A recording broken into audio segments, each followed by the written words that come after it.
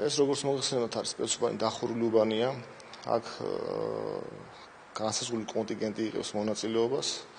ამორჩეულთა რაოდენობა მთლიანად არის 1095. დღეს მდგომარეობით პრინციპში ყველაფერი გამზადებული როგორც ხედავთ და მზად ვართ ხვალინდელი დღისთვის, რომ მოვიმსახუროთ ჩვენს თანამოქალაქეებს სრულფასოვნად. უბანი გაიღება ჩრდილოეთ 7 საათზე, 7-დან 8 საათამდე ჩატარდება ყველა ეს პროცედურები, რაც გათვალისწინებულია კანონით და 8 საათზე მიიღოთ უკვე პირველ ამორჩეულს.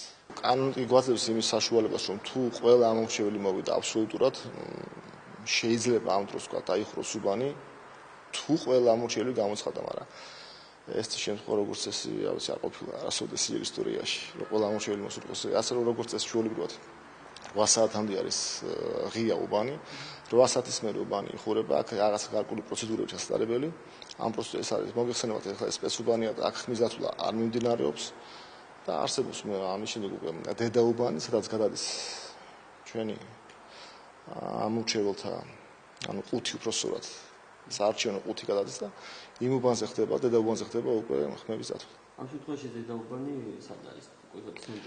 რა თქმა უნდა ცნობილია, ჩვენი 14 უბნის დედაუბანი არის 22 უბანი კომაროვის სკოლაში.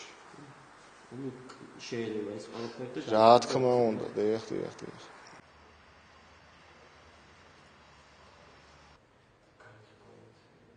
დაგაყენეთ ჩვეულებრივად არავის არ შეეშლება ესენი დაწყობილად ჩემო ქაოსი რაღაცა არ ხდება არაფერი.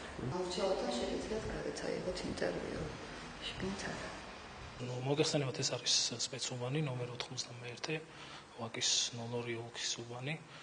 ყავს 1084 ამორჩეული სპეციალური სიით, აქ ძირითადად სპეციალური სიით აძლევენ. ყველაფერი ჩატარდება გამჭვირვალედ 8 საათზე დაიწყება კენჭისყრა და ყველაფერი იქნება ნორმალურად კანონის დაცვით, ყველა მომზადებულია და ელოდება ხვალიდან უბნის გახსნას.